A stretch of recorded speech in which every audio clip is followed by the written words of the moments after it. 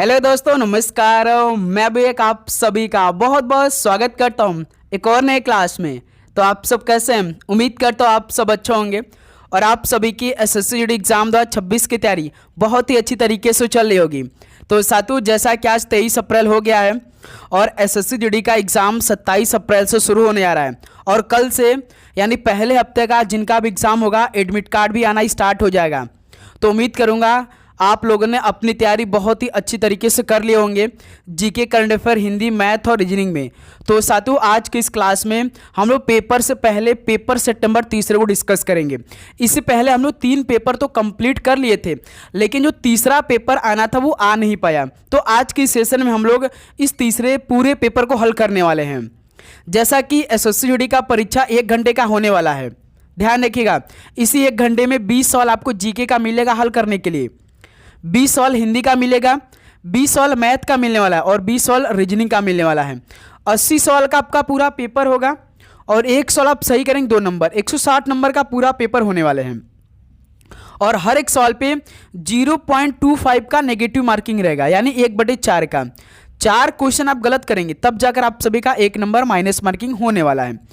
तो इससे आप एक अंदाजा भी लगा सकते हैं कि केवल 60 मिनट आपको दिया जाएगा और 80 सवाल पूछा जाएगा, जिसमें से 20 सवाल मैथ का और 20 सवाल रीजनिंग का। तो सवालों का लेवल किस तरह से एसएससी आयोग पूछता होगा रियल पेपर में, और आप प्रीवियस ईयर का पूरा पेपर उठाकर देख लेंगे।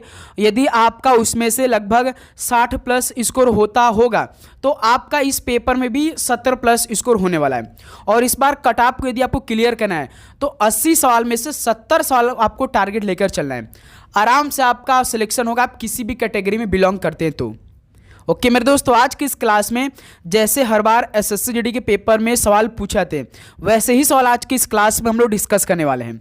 टॉप लेवल के 56 क्वेश्चन को डिस्कस करेंगे और डेली क्लास की तरह इस क्लास में भी आप सभी का टारगेट रहेगा कि आप ये 56 क्वेश्चन इसी में तैयार कर लें, ठीक है। तो डेली क्लास एक सुबह 8 बजे आ रही है, सुबह 11:30 पे आ रही है और रात 8 बजे, ये डेली क्लास की टाइमिंग हो रही है। तो चलिए इस पेपर को भी हल कर लेते हैं, सभी प्रश्नों को तैयार कर लेते हैं।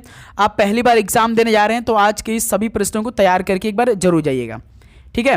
तो देखिए आज का पहला प्रश्न, द्वितीय एंग्लो बर्मी युद्ध किस वर्ष लड़ा गया था? द्वितीय एंग्लो बर्मी युद्ध किस वर्ष लड़ा गया था? तो ये 1852 में लड़ा गया। ऑप्शन है बिल्कुल राइट आंसर हो जाएंगे। नेक्स्ट अगला सवाल देखिए, क्वेश्चन नंबर 2 को, भारत में वर्ष 2010 के राष्ट्रमंडल खेल किस शहर में आयोजित किए गए थे? भारत में वर्ष 2010 के राष्ट्रमंडल खेल किस शहर में आयोजित किए गए थे? तो भारत की राजधानी नई दिल्ली में आयोजित किए गए थे। ऑप्शन है बिल्कुल राइट आंसर हो जाएंगे। अगला सवाल देखिए, क्वेश्चन नंबर 3 को, भारतीय संविधान के निम्नलिखित में से किस अनुच्छेद में सर्वोच्च न्यायालय को अभिलेख न्यायालय के रूप में वर्णित किया गया है? तो साथियों, भारतीय संविधान के किस अनुच्छेद में सर्वोच्च न्यायालय को अभिलेख न्यायालय के रूप में वर्णित किया गया है? तो अनुच्छेद 129 में किया गया है। सी ऑप्शन राइट आंसर है। नेक्स्ट अगला सवाल देखिए, क्वेश्चन नंबर 4 को, 12वीं पंचवर्षीय योजना के लिए विकास दर लक्ष्य कितने प्रतिशत का था? 12वीं पंचवर्षीय योजना के लिए विकास दर जो लक्ष्य था वो 8% का था। तो डी ऑप्शन बिल्कुल राइट आंसर हो जाएंगे। अगला सवाल देखिए, क्वेश्चन नंबर 5 को, 2011 की जनगणना के अनुसार निम्नलिखित में से किस राज्य की जनसंख्या वृद्धि सबसे अधिक है? तो साथियों, 2011 की जनगणना के अनुसार किस राज्य की जनसंख्या वृद्धि सबसे अधिक है? तो मेघालय राज्य की है। सी ऑप्शन बिल्कुल राइट आंसर हो जाएंगे। अगला सवाल देखिएगा, क्वेश्चन नंबर 6 का राइट आंसर क्या बनेगा? निम्नलिखित में से कौन सा नृत्य कर्नाटक के कुरुबा पुरुषों द्वारा किया जाता है? तो साथियों, कौन सा नृत्य कर्नाटक के कुरुबा पुरुषों द्वारा किया जाता है? तो डोलू कुनिठा है। डी ऑप्शन बिल्कुल राइट आंसर हो जाएंगे। ओके, अगला सवाल देखिए, क्वेश्चन नंबर 7 को, भारत में राज्यसभा काउंसिल ऑफ स्टेट का पीठासीन अधिकारी निम्नलिखित में से कौन है? तो साथियों, जो भारत में राज्यसभा का पीठासीन अधिकारी होते हैं वो कौन होते हैं? तो उपराष्ट्रपति साहब होते हैं। ऑप्शन है बिल्कुल राइट आंसर हो जाएंगे, ठीक है। नेक्स्ट अगला सवाल को देखिए, क्वेश्चन नंबर, तो साथियों आगे बढ़ने से पहले सबसे पहले आप ये सिलेक्शन वाले प्रश्न अपने पास मांगकर अपनी तैयारी को और भी बूस्ट करिए भाई, क्योंकि इसमें आप सभी को सबसे पहले तो सिलेक्शन वाले सभी सब्जेक्ट का सवाल मिल जाएगा, वो भी एसएससी के नए पैटर्न पे। जीके जीएस पूरा कंप्लीट, एक भी क्वेश्चन आपको ऐसा नहीं मिलेगा जो कि आपके रियल पेपर में ना आए। स्टैटिक जीके पूरा क्वेश्चन मिल जाएंगे, इंग्लिश प्लस हिंदी के सारे क्वेश्चन, करंट अफेयर का पूरा 1 साल का आपको, रीजनिंग पूरा कंप्लीट मिलेगा, मैथ के सारे क्वेश्चन कंप्लीट। तो नीचे नंबर दिखाई दे रहा है ना, इस पर आप सभी को व्हाट्सएप मैसेज करना है। जैसे ही आप इस नंबर मैसेज करेंगे टीम आपसे बात करके सारा क्वेश्चन प्रोवाइड करेगी। लेकिन ये स्पेशल ऑफर आपको 50 रुपीज़ पे करना पड़ेगा। ये आपके एग्ज़ाम तक हमने भाई 50 रुपीज़ कर दिया है, तो जल्दी करिए इस नंबर पर मैसेज करके ये सारे क्वेश्चन आप अपने पास मंगा लीजिए। इसके अलावा लगभग 1000 क्वेश्चन का अलग से हम आपको टेस्ट भी प्रोवाइड करेंगे। प्रथम राष्ट्रमंडल खेल कब आयोजित किए गए थे? तो साथियों प्रथम राष्ट्रमंडल खेल कब आयोजित किए गए थे? तो वर्ष 1930 में। डी ऑप्शन बिल्कुल राइट आंसर है। अगला सॉल्व देखिए क्वेश्चन नंबर 9 को। लंबी कूद में उत्तर प्रस्थान यानी टेक ऑफ गड्ढे यानी पीठ से 1 मीटर दूर कितने सेंटीमीटर चौड़े बोर्ड से करना होता है? लंबी कूद में उत्तर प्रस्थान गड्ढे से 1 मीटर दूर कितने सेंटीमीटर चौड़े बोर्ड से करना होता है? तो 20 सेंटीमीटर चौड़े बोर्ड से करना होता है। तो डी ऑप्शन बिल्कुल राइट आंसर है। अगला सवाल देखिए क्वेश्चन नंबर 10 को।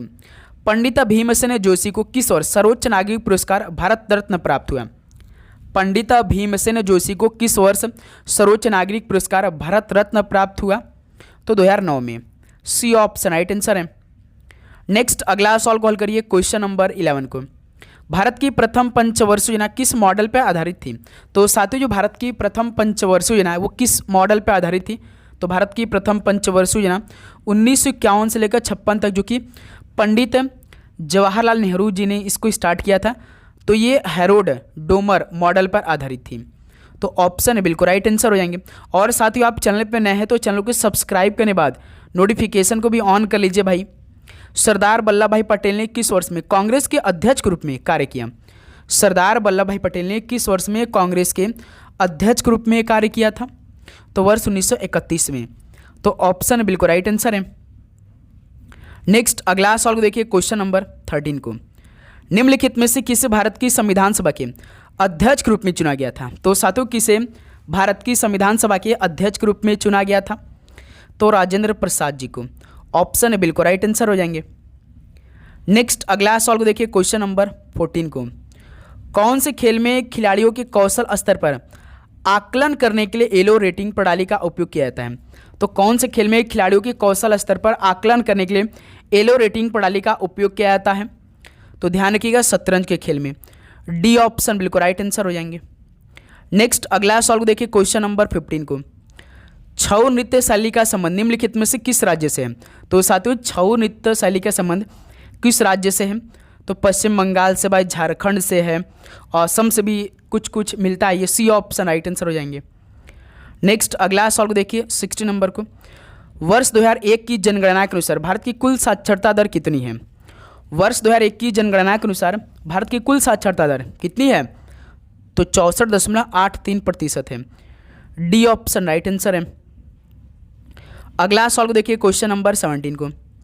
दक्षिण भारत में एक ग्राम सभा थी, यानी एक कौन सी ग्राम सभा थी जो उन क्षेत्रों में पाई जाती थी जहां जमींदार ब्राह्मण नहीं थे?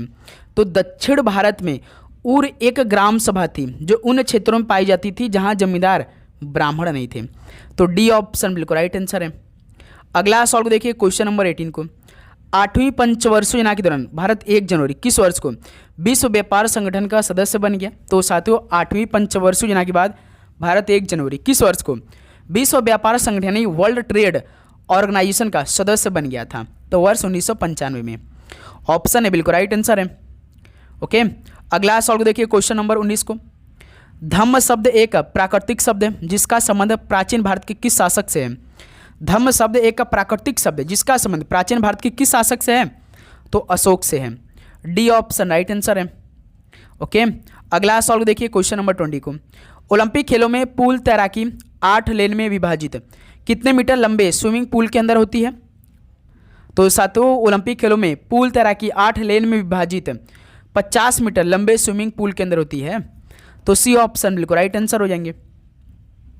नेक्स्ट अगला सवाल को देखिए क्वेश्चन नंबर 21 को। भारत सरकार द्वारा आयोजित सामाजिक आर्थिक और जातिगत जनगणना 2011 ने परिवारों को कितनी श्रेणियों में स्थान दिया? भारत सरकार द्वारा आयोजित सामाजिक आर्थिक और जातिगत जनगणना 2011 ने परिवारों को कितनी श्रेणियों में स्थान दिया? तो पूरे 3 श्रेणियों में। बी ऑप्शन राइट आंसर है। अगला सवाल को देखिए क्वेश्चन नंबर 22 को। समाज सुधारक राजा राम मोहन राय भारत में किस सामाजिक धार्मिक सुधार आंदोलन से संबंधित है? समाज सुधारक राजा राम मोहन राय भारत में किस सामाजिक धार्मिक सुधार आंदोलन से संबंधित है? तो ब्रह्म समाज से। डी ऑप्शन राइट आंसर है। ओके, अगला सवाल को देखिए क्वेश्चन नंबर 23 को। भारतीय संविधान में राज्य के नीति निर्देशक सिद्धांतों का मुख्य उद्देश्य क्या प्राप्त करना है? भारतीय संविधान में राज्य के नीति निर्देशक सिद्धांत का मुख्य उद्देश्य क्या प्राप्त करना है? तो सामाजिक एवं आर्थिक न्याय प्राप्त करना है। ऑप्शन है बिल्कुल राइट आंसर है। नेक्स्ट अगला सवाल को देखिए क्वेश्चन नंबर 24 को। दिए गए वाक्य में रेखांकित शब्द का तद्भव शब्द ज्ञात कीजिए। उल्लूक रात को ही जागता है, यानी उल्लू रात को ही जागता है।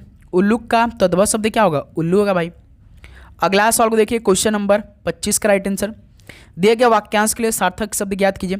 नगर में रहने वाला क्या बोलेंगे? नगर में रहने वाला यानी नागरिक। तो सी ऑप्शन राइट आंसर है। अगला सवाल को देखिए क्वेश्चन नंबर 26 को। दिए गए वाक्य में रेखांकित शब्द का विलोम शब्द ज्ञात कीजिए। सोहन कायर की तरफ भाग गया। कायर मतलब वीर होता है भाई, यानी सोहन वीर की तरफ भाग गया। तो बी ऑप्शन बिल्कुल राइट आंसर हो जाएंगे। ओके, अगला सवाल को देखिए क्वेश्चन नंबर 27 को। दिए गए वाक्य में रेखांकित शब्द के लिए सही वर्तनी ज्ञात कीजिए। अध्यापक को यह पाठ लिखित में चाहिए। अध्यापक को यह पाठ लिखित में चाहिए कि लिखत में चाहिए? तो सर ये लिखित में चाहिए। तो इस सवाल का बी ऑप्शन बिल्कुल राइट आंसर हो जाएंगे। अगला सवाल को देखिए क्वेश्चन नंबर 28 को। निम्नलिखित प्रश्न में 4 विकल्पों में से उस सही विकल्प का चयन करें जो वाक्यांश के लिए एक शब्द का विकल्प हो। किसी बात पर बार बार जोर देना। किसी बात पर बार बार जोर देना तो क्या बोलेंगे? आग्रह बोलेंगे। सी ऑप्शन बिल्कुल राइट आंसर है। अगला सवाल को देखिए क्वेश्चन नंबर 29 को। दिए गए वाक्य में से गलत वर्तनी ज्ञात कीजिए। कमलेश उत्तम अंकों से उत्तीर्ण हो गया। तो उत्तीर्ण बताइए इनमें से कौन सा परफेक्ट बनेगा भाई? तो दोस्त मेरे याद रखिएगा, इसमें कौन सा गलत है? उत्तीर्ण। उत्तीर्ण कैसे हम लोग लिखते हैं? तो इस सवाल का बी ऑप्शन क्या हो जाएगा? बिल्कुल राइट आंसर हो जाएंगे। नेक्स्ट अगला सवाल को देखिए क्वेश्चन नंबर 30 को। दिए गए वाक्य में रेखांकित तो शब्द का विलोम शब्द ज्ञात कीजिए। दीर्घायु भव। तो दीर्घायु का तो अल्पायु होता है भाई। तो सी ऑप्शन इस सवाल का राइट आंसर हो जाएंगे। नेक्स्ट अगला सवाल को देखिए क्वेश्चन नंबर 31 को। दिए गए शब्द का पर्यायवाची ज्ञात कीजिए। कस्तूरी का पर्यायवाची शब्द क्या होगा? तो कस्तूरी का मृग नाभि हो जाएगा। डी ऑप्शन राइट आंसर है। नेक्स्ट क्वेश्चन नंबर 32 देखिए। दिए गए शब्द का विलोम शब्द ज्ञात कीजिए। अति का विलोम शब्द क्या होगा? तो अल्प होगा। डी ऑप्शन राइट आंसर है। नेक्स्ट अगला सवाल को देखिए क्वेश्चन नंबर 33 को। दिए गए वाक्य में उचित शब्द का चयन करके रिक्त स्थान की पूर्ति कीजिए। राजू की नौकरी किससे लगी है? सिफारिश से, अदालत से, एतराज से, हाल से। तो राजू की नौकरी सिफारिश से लगी है। सी ऑप्शन राइट आंसर है। ओके, तो साथियों इस टाइम आप सभी को मॉक टेस्ट याद रखिए प्रीवियस ईयर का देना है। सारे सवाल आपको इस टाइम प्रीवियस ईयर के तैयार करना है। आप सभी को इस टाइम नए नए सवाल को नहीं ऐसा देखना है कि नए नए सवाल पढ़े और जो आप याद किए हैं पिछला उसे आप भूल जाएं। ऐसा काम आप सभी को नहीं करना है, ठीक है? जो आप पढ़ें उसको रिवीजन करिए अच्छे से, उसको एनालिसिस करिए, तैयार करिए। दिए गए वाक्यांश के लिए सार्थक शब्द ज्ञात कीजिए। शरण में आया हुआ। शरण में आया हुआ यानी शरणागत। डी ऑप्शन बिल्कुल राइट आंसर है। अगला सवाल कॉल करिएगा क्वेश्चन नंबर 35 को। दिए गए वाक्य में रेखांकित शब्द का तद्भव शब्द ज्ञात कीजिए। इतने अश्रु क्यों बहा रहे हो? यानी इतने आंसू हो गया भाई, जो कि सी ऑप्शन बिल्कुल राइट आंसर हो जाएंगे। अगला सवाल को देखिए क्वेश्चन नंबर 36 को। दिए गए विकल्पों में से 3 विकल्प त्रुटि युक्त हैं जबकि एक सही है, तो उस सही विकल्प का चयन करिए। बताइएगा भाई। उसने कहा वे 4 भाई हूँ। उसने कहा वह 4 भाई हूँ, ये कौन सा? उसने कहा कि वे 4 भाई हैं। उसने कहा मैं 4 भाई हूँ। तो सी बिल्कुल सही है भाई, तो ऑप्शन भी यही राइट आंसर होगा। नेक्स्ट अगला सवाल को देखिए क्वेश्चन नंबर 37 को। दिए गए वाक्य में उचित देशज विदेशज शब्द का चयन करके रिक्त स्थान की पूर्ति कीजिए। जाओ जाकर मालिक से अपनी क्या ले लो? जाओ जाकर अपनी मालिक से अपनी इम्तिहान तनख्वाह ले लो भाई ने। तो ऑप्शन इस सवाल का राइट आंसर बनेगा। क्लियर? अगला सवाल को देखिए क्वेश्चन नंबर 38 को। दिए गए शब्द का पर्यायवाची ज्ञात कीजिए। कपट का पर्यायवाची क्या होगा? तो फरेब होगा भाई। ऑप्शन बिल्कुल राइट आंसर है। पर्यायवाची मतलब समानार्थी शब्द होता है। नेक्स्ट अगला सवाल को देखिए क्वेश्चन नंबर 39। दिए गए विकल्पों में से सार्थक शब्द ज्ञात कीजिए। सार्थक शब्द क्या बनेगा? तो सार्थक शब्द इनमें से कौन सा भाई? बिस्तर। ऑप्शन बिल्कुल राइट आंसर है। बीचा, कमजोर, रदवाजा, ये तो असंगत है भाई। नेक्स्ट अगला सवाल को देखिए, क्वेश्चन नंबर 40 को। निम्नलिखित वाक्य में रेखांकित भाग के लिए एक सार्थक शब्द ज्ञात कीजिए। वह अचानक ही घर आ गए। वह अचानक ही यानी कि आकस्मिक भाई, है ना, तो ऑप्शन इस सवाल का राइट आंसर बनेगा। नेक्स्ट अगला सवाल को देखिए, क्वेश्चन नंबर 41 का राइट आंसर। दिए गए वाक्य में रेखांकित शब्द का तत्सम शब्द ज्ञात कीजिए। जल्दी चलो अंधेरा छाने लगा है। अंधेरा क्या होगा भाई, यानी जल्दी चलो अंधकार छाने लगा है। डी ऑप्शन बिल्कुल राइट आंसर बनेगा। नेक्स्ट क्वेश्चन नंबर 42 देखिए। दिए गए वाक्य में से गलत वर्तनी ज्ञात कीजिए भाई। निसंदेह क्षण एक योग्य वर है, तो निसंदेह आपका गलत है भाई। निसंदेह कैसे होता है, निसंदेह ये परफेक्ट होगा भाई, तो इस सवाल का बी ऑप्शन बिल्कुल राइट आंसर हो जाएंगे। ठीक है, नेक्स्ट अगला सवाल को देखिए, क्वेश्चन नंबर 43 को। दिए गए शब्द का विलोम शब्द ज्ञात कीजिए। तानाशाह का विलोम शब्द क्या होगा भाई, तो लोकसा होगा, तो सी ऑप्शन बिल्कुल राइट आंसर हो जाएंगे। तो साथियों आप चैनल पे नए हैं तो सब्सक्राइब करके नोटिफिकेशन को ऑन कर लेंगे भाई, क्योंकि आपका एक लाइक और एक सब्सक्राइब हमें मोटिवेट करता है भाई। आपके लिए दिन रात हम मेहनत करते हैं, हर एक क्वेश्चन बहुत ही अच्छे तरीके से करवा रहे हैं भाई। बस आपका एक लाइक और एक सब्सक्राइब चाहिए भाई। ठीक है, देखिए क्वेश्चन नंबर 44। अब देखिए रीजनिंग के सवाल आगे भाई। रीजनिंग का सारे सवाल को हम इतना अच्छी तरीके से हल करेंगे कि आपका एक भी सवाल गलत नहीं होगा पेपर में। 7 व्यक्ति हैं, EFGHKL और M एक पंक्ति में उत्तर की ओर मुख करके बैठे।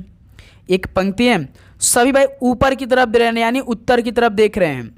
जैसे दिशा होता है ना, ईस्ट वेस्ट नॉर्थ साउथ, यानी पूरा पश्चिम उत्तर, यानी सभी व्यक्ति क्या है भाई, वो उत्तर की तरफ देख रहे हैं। 1 2 3 4 5 6, वह हुआ क्या, 1 2 3 4 5 6 7, 7 लोग बैठ गए भाई।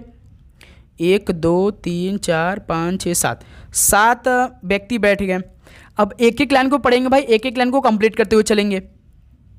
जी के दाईं ओर केवल 2 व्यक्ति बैठे हैं। साथियों सवाल बोला है कि जी के दाईं ओर केवल 2 व्यक्ति बैठे हैं। दाईं इधर होगा भाई, बाएं इधर होगा, यानी जी को हम ऐसी जगह बैठाएंगे कि उसके दाईं ओर केवल 2 ही लोग आएंगे। यानी हम जी को यहाँ बैठा ले तो तभी तो भाई जी के दाईं ओर केवल 2 लोग आएंगे। देखिए ये 2 लोग खाली है, कौन अभी है किसी को नहीं मालूम है, अगला लाइन पढ़ेंगे तब मालूम होगा। जी और यल के बीच केवल 2 लोग बैठे हैं। यदि हम यल को यहाँ बैठा दे तो जी और यल के बीच तो केवल 1 लोग आएगा, लेकिन सवाल बोला है कि जी और यल के बीच 2 लोग आएंगे, यानी यल को हमें यहाँ बैठाना पड़ेगा, तब जाकर जी और यल के बीच 2 लोग आएंगे भाई। क्लियर। अब देखिए ई और यम के बीच केवल 2 व्यक्ति बैठे हैं। अब इसको रहने देते हैं, ई और यम के बीच केवल 2 लोग बैठे हैं ना।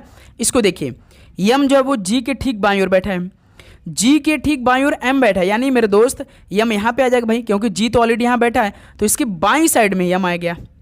ये भी लाइन क्लियर हो गया। फिर देखिए अगला लाइन पढ़िए, यच जो है वो के ठीक दाईं ओर बैठा है। दोस्त मेरे के ठीक दाईं ओर यच बैठा है, यानी हम के को यहाँ बैठाकर यच को यहाँ बैठा दे भाई, और कहीं देखिए बैठेगा नहीं के और यच। फिर देखिए जो छूटा उसको देख लेते भाई। ई और यम के बीच केवल 2 व्यक्ति बैठे हैं, तो साथियों ई को यहाँ बैठा दीजिए, यम यहाँ पे बैठबा किया ऑलरेडी, ई और यम के बीच 2 व्यक्ति, अभी एक व्यक्ति कौन नहीं बैठा है, यफ को यहाँ बैठा दीजिए, सभी बैठ गया भाई।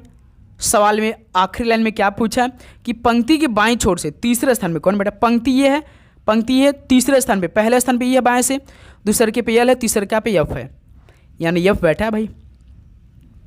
इस सवाल का डी ऑप्शन बिल्कुल राइट आंसर हो जाएंगे। अब सवाल सभी को समझ में आया, क्लियर हुआ मेरे दोस्त। चलिए जो भी सवाल आपको नहीं समझ में आया कमेंट बॉक्स में बता दीजिएगा भाई आप लोग। अब देखिए क्वेश्चन नंबर 45। अंग्रेजी वर्णमाला क्रम के आधार पर निम्नलिखित 4 अक्षर समूह में से 3 एक निश्चित तरीके समान है और इस प्रकार एक समूह बनाते हैं, तो कौन सा अक्षर समूह उस समूह से संबंधित नहीं है। तो दोस्त मेरे इस तरह का सवाल आता है तो 3 ऑप्शन देखिए, किसी न किसी एक पैटर्न पे समान होंगे लेकिन एक अलग हुआ, तो इसमें ऑप्शन में हर एक अक्षर का कोड करिए। ओ क्यू एन, ओ 15, क्यू 17, एन 14, 15 17 प्लस 2 17 14 -3, ठीक है। बी ऑप्शन देखिए, एच जे जी, एच 8, जे 10 प्लस 2 इसमें हुआ है, जी 7 इसमें -3 हो गया, यानी ये दोनों ऑप्शन बिल्कुल करेक्ट है भाई। सी ऑप्शन देखिए, वाई एक्स भी, वाई 25 एक्स 24, देखिए ये इसमें -1 कर, यानी यही ऑप्शन अलग हो गया भाई। क्योंकि भाई दो ऑप्शन तो जाहिर सी बात है अलग है, तो तीसरा ऑप्शन भी भाई एकदम सेम मिलना चाहिए था, ये वाला डी ऑप्शन आपको मिल जाएगा। और भी देखिए 22, तो इसमें देखिए -2 कर दिया है। सी ऑप्शन माइनस और -2 किया है, ठीक है, तो यही से सी ऑप्शन हमारा बिल्कुल राइट आंसर हो जाएंगे। अब डी ऑप्शन चेक करिए, M 13 O 15, तो इसमें देखिए +2 हुआ है और L 12, तो -3 इसमें हो गया। सभी को क्लियर हो गया कि नहीं यहाँ तक? ओके, चलिए अगला सॉल्व देखिए, क्वेश्चन नंबर 46 का राइट आंसर। शब्द लैंग्वेज के प्रत्येक अक्षर को अंग्रेजी वर्णमाला क्रम में व्यवस्थित किया जाता है। तो इस प्रकार बने नए अक्षर समूह में बाईं ओर से तीसरे और दाईं ओर से पहले अक्षर के बीच अंग्रेजी वर्णमाला क्रम में कितने अक्षर हैं? भाई साहब ये सवाल तो थोड़ा सा हल करने की आवश्यकता है हमें। हल करिए मेरे दोस्त, इस सवाल का राइट आंसर क्या बनेगा? बेस्ट सवाल है भाई ये, शब्द लैंग्वेज है ना। देखिए इस सवाल को हम लोग कैसे हल करते हैं, पहले लैंग्वेज को लिख लेते हैं, LANGUID लैंग्वेज है ना। तो सबसे पहले अंग्रेजी वर्णमाला क्रम में इसको व्यवस्थित कर लेते हैं। तो पहले A आएगा, फिर D आएगा, फिर G आएगा, फिर I आएगा, फिर इसके बाद L आएगा, N आएगा, U आएगा। ये अंग्रेजी वर्णमाला क्रम में व्यवस्थित हो गया। सवाल पूछा कि इस प्रकार नए बने अक्षर नए अक्षर में, यानी इस प्रकार बने नए अक्षर, नया अक्षर नीचे बन गया ये। तो बाईं ओर से तीसरा G है और दाईं ओर से पहले अक्षर यानी U है, दाईं ओर से पहला अक्षर U है। तो इसके बीच अंग्रेजी वर्णमाला क्रम में कितने अक्षर? भाई G और U के बीच में अंग्रेजी मूल शब्द में कितने अक्षर होते हैं?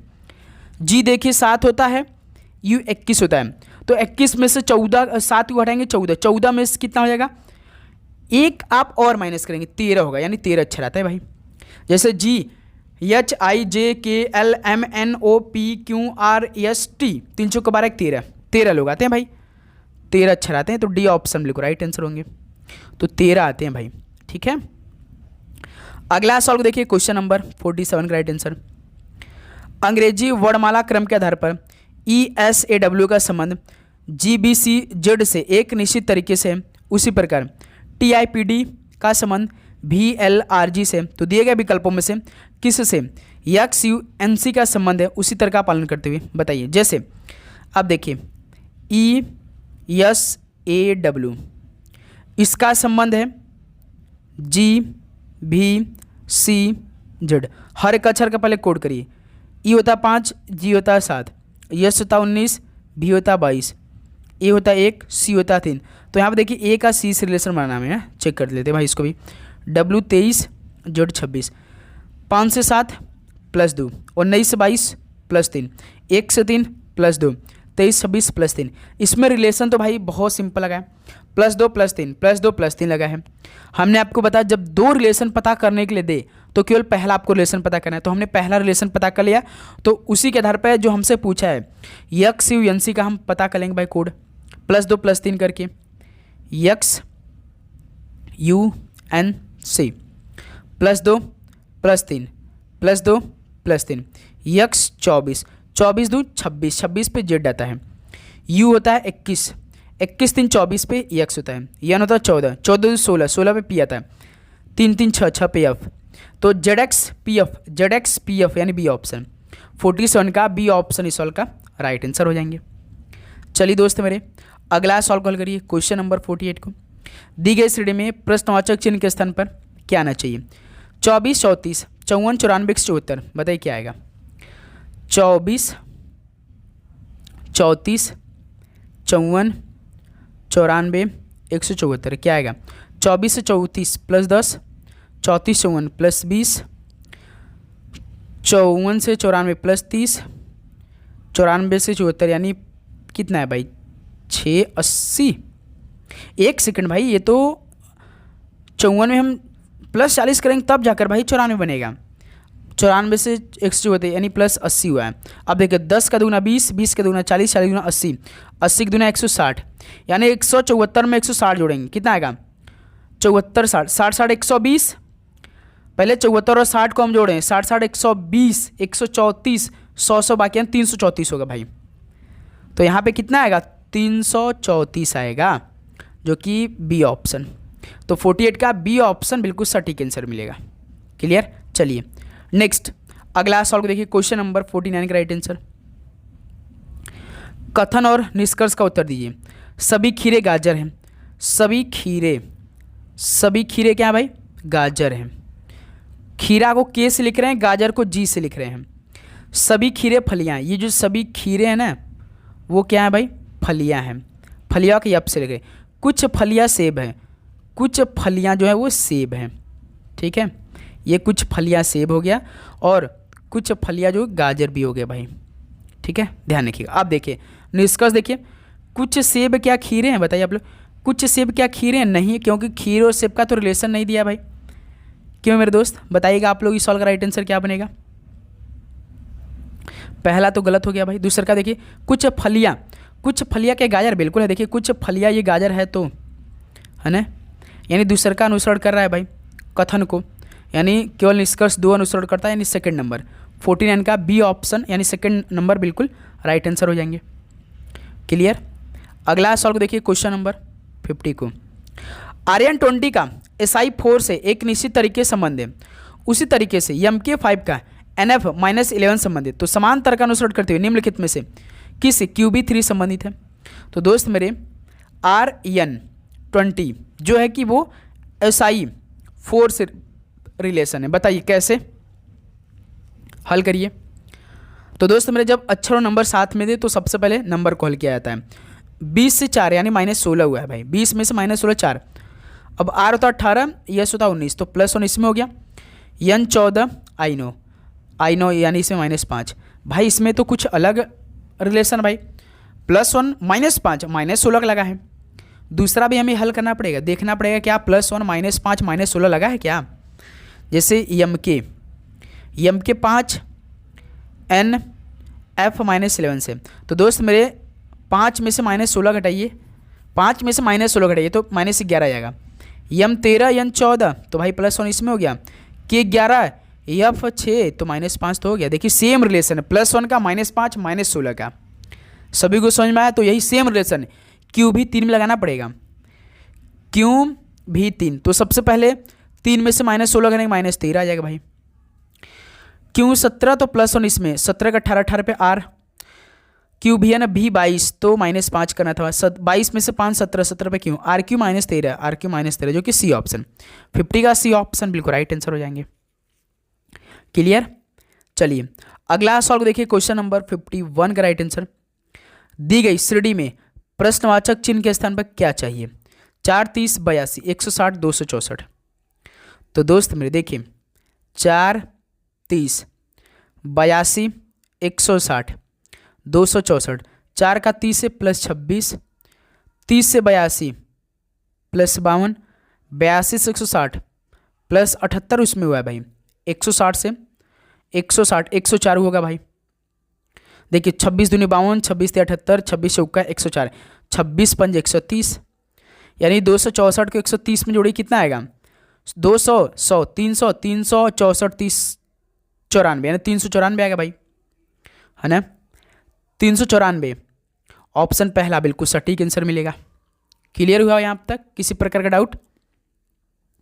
बिल्कुल नहीं भाई। अगला सवाल को देखिए, क्वेश्चन नंबर 52 को।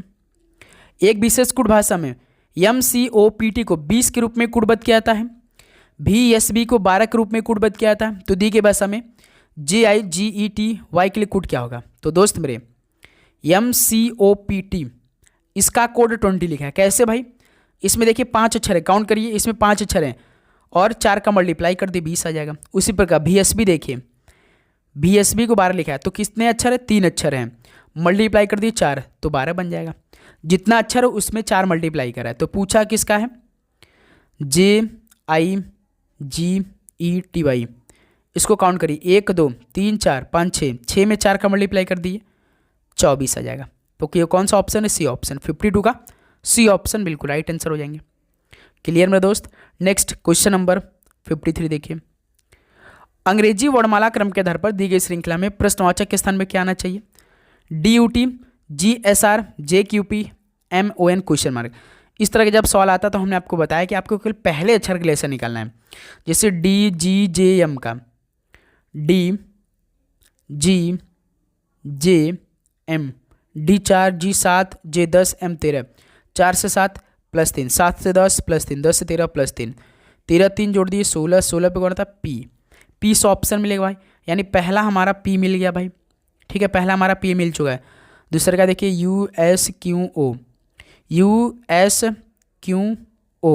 U 21 यस 19 Q 17 O 15 -2 हुआ, देखिए -2 है ना, 21 -2 19, 19 -2 17, 17 -2 15, 15 -2 13, 13 पे M, यानी PM हो जाएगा भाई। M मिल गया, यानी दूसरे का PM मिल गया।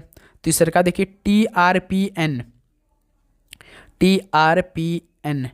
T20 R18 P16 N14 20 18 -2 18 16 -2 16 से 14 -2 12 12 पहले, यानी PML कौन सा है, पहला ऑप्शन है, 53 का ऑप्शन है, बिल्कुल परफेक्ट आंसर हो जाएंगे। क्लियर। चलिए नेक्स्ट अगला सॉल्व को देखिए, क्वेश्चन नंबर 54 को।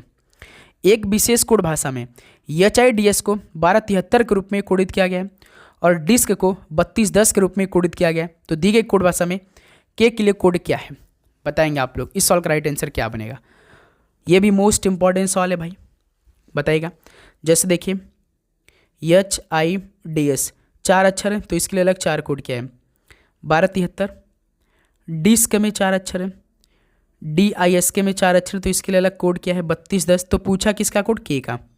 ठीक है, तो देखिए के जिसमें रहेगा उसी में आंसर होगा, क्योंकि भाई कॉमन नहीं मिल पा रहा है, क्योंकि देखिए इसमें HIDS है, इसमें DISK है, तो हम एलिमिनेट करेंगे। जैसे एक इसमें है HIDS में और डिस्क में एक है, तो एलिमिनेट हो जाएगा। 2 आपका HIDS में है और डिस्क में 2 है, तो एलिमिनेट हो जाएगा। 3 देखिए HIDS में है, डिस्क में 3 है, तो एलिमिनेट हो जाएगा। बच रहा कौन, देखिए HIDS में 7 बच रहा है, डिस्क में 0 बच रहा है, जिसमें के रहेगा उसी में आंसर होगा। तो के तो है डिस्क में, तो के में कौन बचा, 0 बचा है, तो यही आंसर हो जाएगा पहला ऑप्शन। ठीक है, ऑप्शन है, बिल्कुल राइट आंसर हो जाएंगे। चलिए अगला सॉल्व करिए, क्वेश्चन नंबर 55 को। एक कर्मचारी के वेतन में पहले 8% की वृद्धि की जाती है और फिर 8% की कमी की जाती है, तो इसके वेतन में प्रतिशत परिवर्तन क्या है। तो दोस्त मेरे, जब 2% दे तो फॉर्मूला कौन सा अप्लाई करते हैं, x - y minus x × y बटे में 100। तो देखिए यहाँ से x 8%, y -8% माइनस 8 × 8 बटे में 100। देखिए ये +8 है, तो ये दोनों कैंसिल हो गया भाई। अब यहाँ से 64 आ जाएगा भाई, है ना, यहाँ से कितना हो जाएगा, 64 हो जाएगा भाई, 64 बटे 100। अब इसको हल माइनस में आएगा तो माइनस कोई मतलब नहीं होता, तो कितना होगा, 100 का भाग 64 में कराएंगे तो कितना होगा, 0.64% आएगा, यानी सॉल्व का डी ऑप्शन बिल्कुल राइट आंसर हो जाएंगे। क्लियर मेरे दोस्त। चलिए नेक्स्ट अगला सॉल्व हल करिए, लास्ट सवाल। 2% वार्षिक दर से 5 वर्ष की अवधि के लिए एक मूलधन पर साधारण ब्याज ₹191 है, तो मूलधन रुपीज में कितना होगा। फॉर्मूला क्या होता है SI का, प्रिंसिपल इंट, एक सेकंड भाई, फॉर्मूला तो आपका होता है ना, क्या होता है, principal into rate into time बटे में 100। तो SI देखिए दिया है 191, प्रिंसिपल पूछा है मूलधन, रेट हमेशा परसेंटेज में होता है 2 दिया है, टाइम 5 वर्ष दिया है बटे में 100। तो दोस्त मेरे, यदि हम यहाँ पे 2 × 5 को डायरेक्ट 10 लिख दे तो कोई दिक्कत, आप कहेंगे नहीं सर जी कोई प्रकार का दिक्कत नहीं होगा, बिल्कुल हम लिख लेते हैं भाई डायरेक्ट, P × 10 कर लेते हैं, अपन में 10 कर लेते हैं, तो 1 0 से 1 0 कैंसिल हो जाएगा, है ना। तो यहाँ से दोस्त मेरे P का वैल्यू कितना आ जाएगा, P का वैल्यू 191 का मल्टीप्लाई 10 में कर दीजिए, 19 1 1 0 बढ़ जाएगा, यानी 1910 हो जाएगा। यानी साधारण ब्याज 191 और 2% रेट और टाइम 5 वर्ष के लिए मूलधन कितना होगा, 1910 रुपया होगा, जो कि पहला ऑप्शन बिल्कुल राइट आंसर हो जाएंगे। तो साथियों ये 56 क्वेश्चन कंप्लीट हो गए।